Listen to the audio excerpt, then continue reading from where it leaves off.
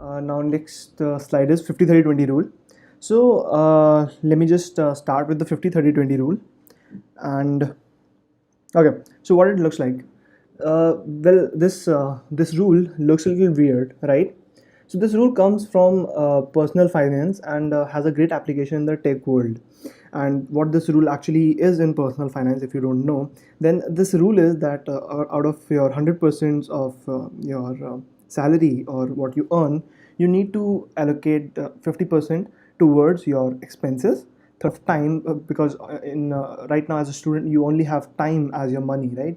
So 50% of that should go into learning about your one vertical, which is the main vertical, which is the one field you want to go in complete depth. Then 30% of that 100% should go into learning, exploring horizontals and learning them. So just go layer by layer into all these horizontals.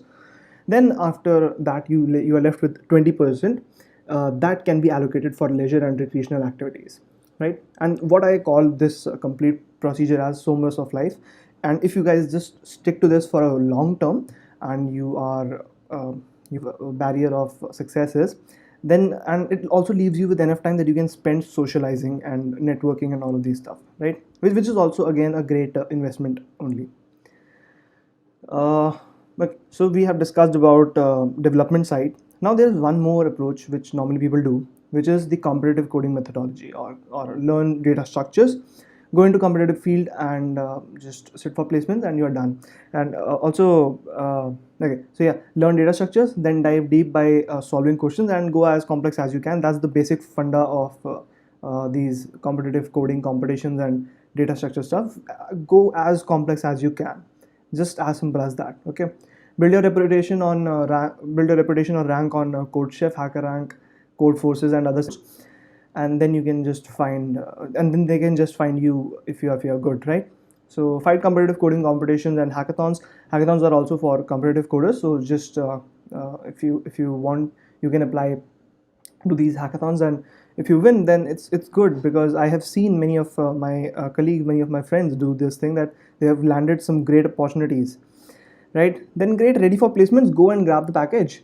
Now it's up to you how complex problems you solve, better the package, as simple as that.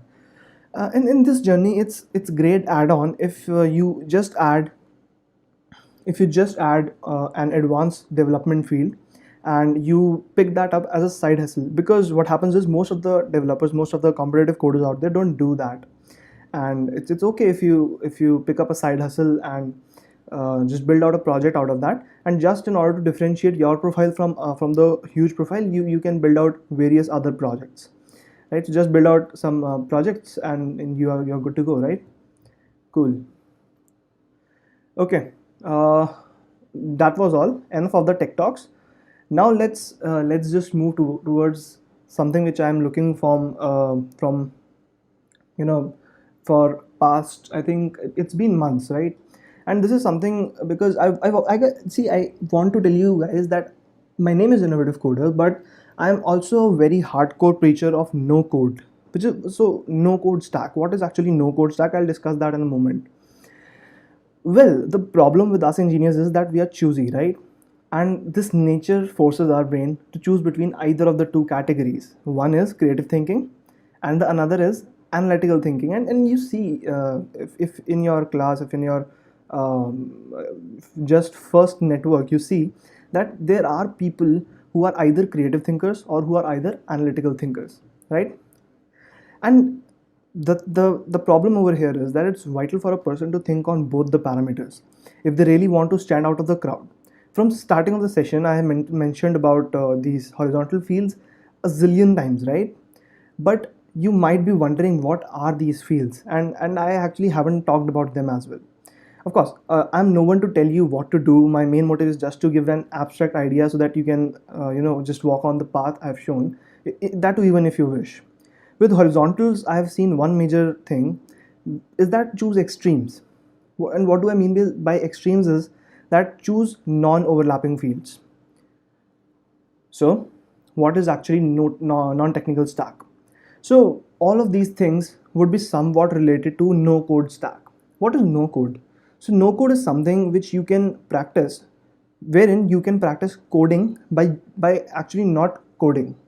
You get it? So if you want to make a website, you don't need to code anything, right? And you can build a web design, not a web development side, but on web designing side. I'm just focusing more on web designing side, right?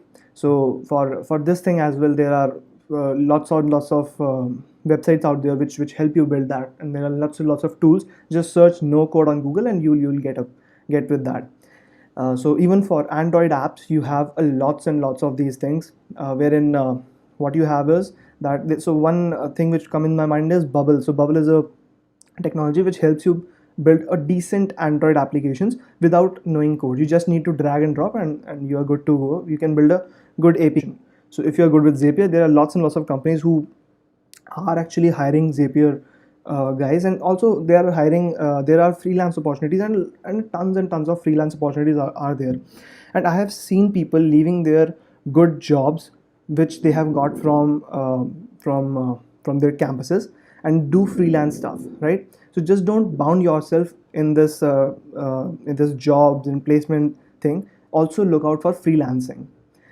The next thing is UI UX development. So most of the people, most of the engineers don't go into UI UX development, or they actually don't even know about UI UX development. But this is one field which is getting super popular out there, because now you can see these sites and all of these things today. They all are very user centric, right?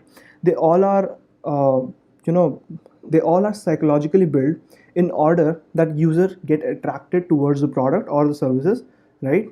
So just have this thing in mind, that you also need to search about UI UX development. And I'm not saying this on based on the perspective that you are a front end developer or a back end developer. You come from any field, right? You can just you can still use you can still go into UI UX development, right? For UI UX development, I prefer Figma. Figma is an app. You can just search Figma, right? So just install Figma. That's very basic steps. So just install Figma and get started with your UI UX journey, and go on Dribbble or Behance or any of these sites like this, and start copying the designs. And once you have that creative mindset, then start building out your own designs, right? Next thing is I've already talked about no code. Then third thing is graphic designing, right? So graphic designing, of course, in IEEE we do have some great graphic designers. I'm pretty sure. But still, if you are a coder as well, then you also need to know about graphic designing.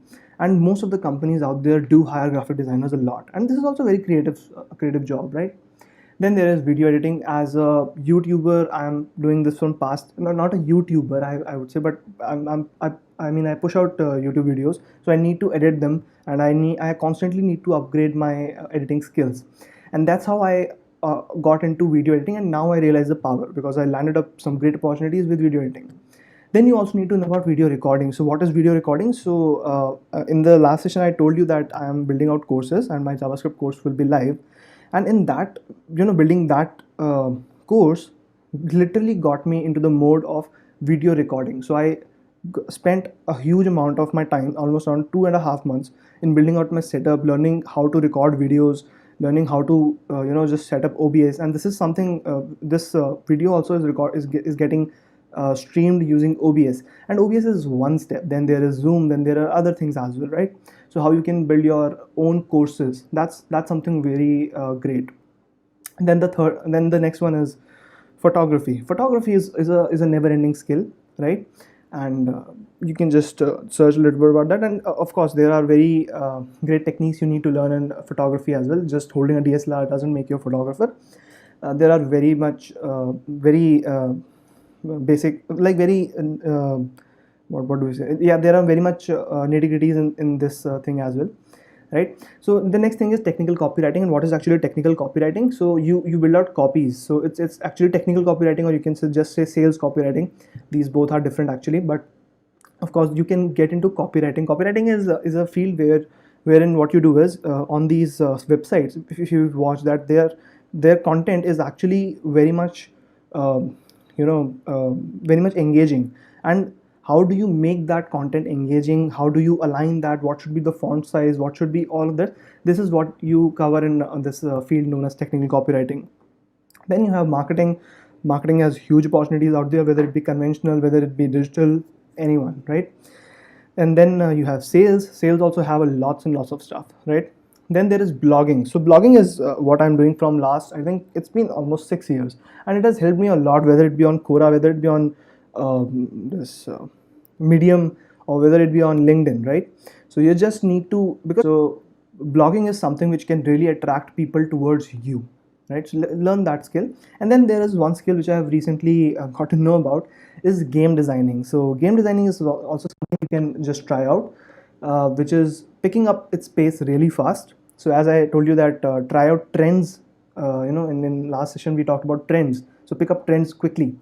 So this is something you can do, game designing using Unreal Engine. And this is also something you need to have partial coding knowledge, because some of the part is free, wherein you can develop games using Unreal, and then some of the parts are paid. So you can just try go into 3D editing and 3D videos, 3D photography, and 3D graphic designing, actually using Blender and Dash 3D and all of these things, right? Okay, enough of all of this. Well, actually this was what was left over yesterday. And yeah, if you have any questions, I'm open to questions. You can just throw your questions, right? And I think I can access yesterday's question. I don't actually know. Let me just pull off the live chat from yesterday, because there were a lot of questions. Okay, yeah, I can do that.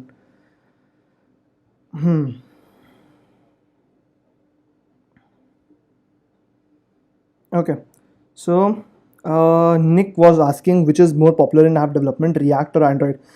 Well, Nick, both of these things are different actually. Android is only for Android platform, and React is for cross-platform building applications, building native applications. So you can, so it's your call first of all. Then it also depends on project.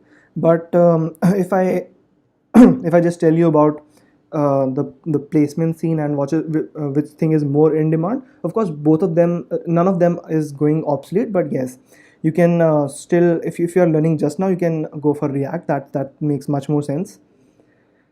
To be in AI, well, Ankit, I have lots and lots of blogs, but let me just sum up the basic stuff.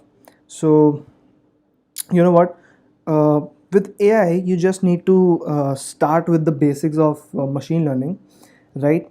So machine learning is a subset of AI, and what you need to do is you need to start with machine learning. So just get your hold on basic Python, then get into the basic algorithms of machine learning, then do NLP stuff if you are going into multimodal machine learning, then shift your stack towards complete deep learning. So just learn about neural networks, try out various kind of neural networks, build them out, try the basic projects. So building out GANs and all of these things, right?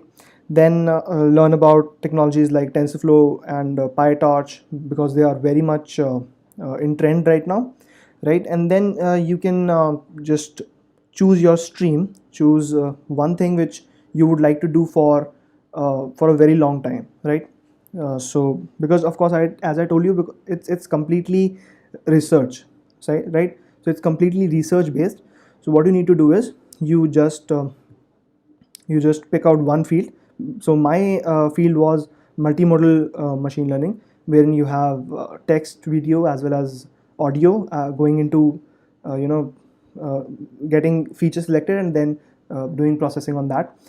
So yeah, you can just do that. And of course you need to be a very good reader in research field, because a lot of research papers come out every day. So you need to be on your toes when it comes to reading research papers and getting to know a lot of stuff. Let it be your field only. And if I talk about advanced fields, then there is a lot to talk about in machine learning, because there are stuffs like genetic algorithms and on browser machine learning and on device machine learning. And then I can go like on and on this one, right? And you can even mix and match that with the blockchain if you are much interested into that stack. and you can just go into this organization known as OpenMind, and I think they recently had their course on Udacity as well. So there's a lot to think about when you go into advanced field. But okay, if you are talking about how to start, then it's okay to start with basics of machine learning. I have given you the complete pathway, right? Okay, I'll take up the questions which are coming right now in a moment. Let me just get it done with the questions which were pending yesterday. Okay, no more questions. Uh, okay, so Manas is saying, how much projects are enough to stand out, or should we forget about quantity and focus on quality? Well, both of these things actually go hand in hand. And one thing is that, of course, you should focus on quality, but for initial, I would say that try out different projects, right? If you are, let's say, if you are into web development, so start out with building basic blogs, then go into CRUD applications, and then your social media. I mean, like, and then your stuff you can actually do out, right? And during your whole span of these 4 years, build out 2 or 3 projects which are really good. I mean, like, when I say really, I very much heavily possess on this word really. The reason is that these are the projects you need to highlight in your CV, because your CV is one page. On a single page CV, there's not much space to present your projects. And if you're doing tons and tons of shitty projects, that won't make any sense. So both things go hand in hand, right? When you are just beginner, go for quantity, and when you have learned the skill and you want to apply and you want to showcase that in your CV and your resume for internships or whether it be job, right, then you need to show it using your quality. Okay, Unreal is too, of course it is too heavy. I actually haven't done it myself because I'm on my Mac and I don't have a GPU access. It's heavy, I know, but it's also very high paying field, as you can see on Upwork or any freelancer site. Just search Unreal and or game development and you will get to know the field. How can we start our journey in AR? See, AR is something which I haven't done much, but there is one library in okay, so for AR you can just try out this thing, yeah, with what was that, HTML something related. I actually don't remember the name. So some basic stuff you can do with HTML itself, but for VR you can go with this React VR library, and I got to know about this library in a Facebook event at Facebook headquarters, and it was very good. So React VR, and it was very stable as well at that time itself. It's been around 6 to 8 months, right? Vikas is asking from where you learned ML. Okay, so my journey went into ML from what I learned ML when it was not into hype and it was not in so much trend. So I learned machine learning in 2000 in the, what was that year? It was yeah, it was starting of to 2017. So I learned it from N2NG at the very beginning. Then I just transitioned it to a course from Coding Ninjas. So and it was very first course by them. So yeah, I joined that, and that was really a good acceleration in my machine learning journey. And I was taught by some of the great experts in this field, some pioneers in the machine learning world who have studied from Andrew Ng himself and have patents in this field. Ankush sir and her TAs, right? So I learned from them, and then see, once you do one paid course or something like that, then after that there's no looking back. Then I won 2 hackathons based on this thing only. I worked with people from University College of London, Dublin University, and all of these. Then I worked with people from Interpol of Germany. So it was like never ending journey. And then after that I just started out with one core field, and that is actually my current field, which is multimodal feature selection, and I'm building out a startup out of that. So yeah, so my journey was like this. How to start to be in AI? What are the prerequisites? There are no prerequisites. You just need to be good with Python or with any one language, whether it be Python, because if you are good with one language, data structures and all, then you can just quickly transition to another language. That would be pretty easy, right? Wait a minute, let me just have water.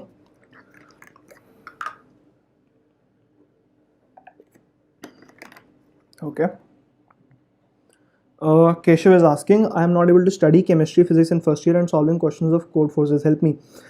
Keshav, if you are in first year now, I have a complete video on my YouTube which says how to become a software developer in engineering, right? Something like that is the title of that video.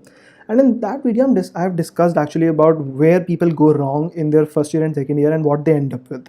So what you are doing is now you are spending complete day doing questions on Codeforces. And I remember when I was used to do these data structures and comparative coding questions, it takes lots and lots of efforts to solve even one single question. For me, it was at the start of my journey, it was complete 4 to 6 hours on just solving one single problem.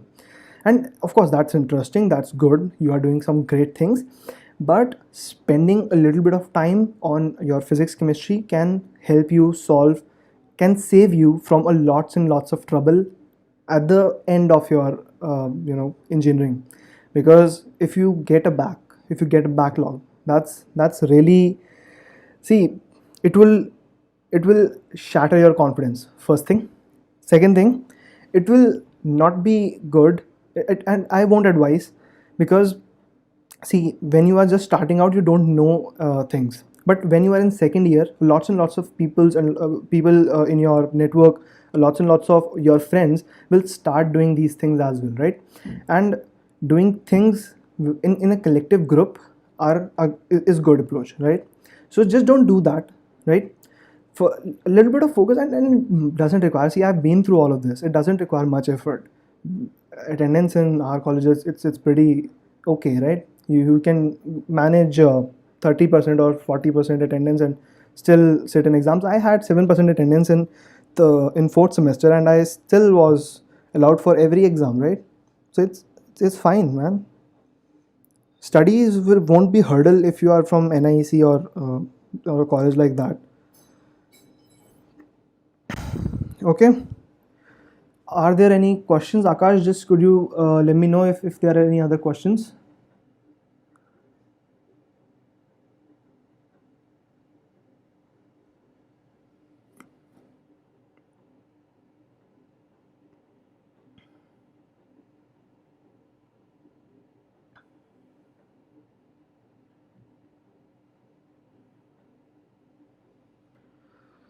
Uh, what about SEO, search engine optimization? You're talking about SEO, right? Search engine optimization, or am I missing out something? I think it would be SEO only. What about SEO? SEO is pretty great, man. If you are starting out with marketing, then that's something you need to do, because you need to rank your blogs and you need to rank your websites according to that. And from a coder's perspective, also, it's really good if you are good in SEO, because the thing is that you need to embed certain elements like retargeting elements which actually remarket your product to the people who have once visited your site.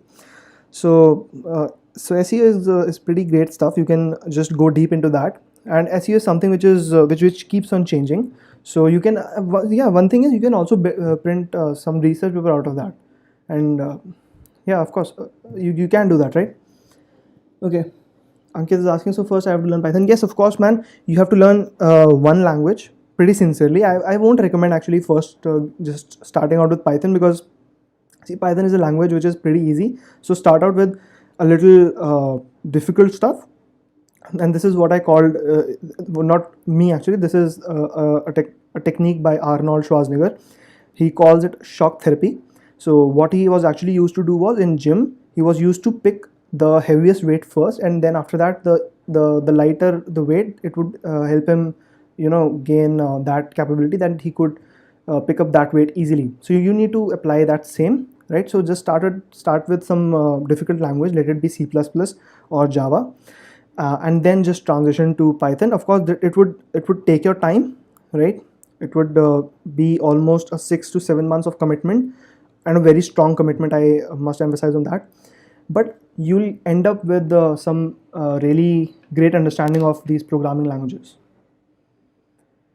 What is the name of your YouTube channel? Just search Innovatives Coder on YouTube. You will get that. Innovative Space Coder. Coder, CODER, right? Manas Das is second year, little late to learn things. No, man, it's not at all. Many of my friends have started in fourth year, and see, it's not actually about time. It's about your determination. If you can take up things, if you can learn things in with dedication in a little amount of time, it's never too late. And as Britishers say, it's never too late, right? So it's okay. जब जागो तब सवेरा यार.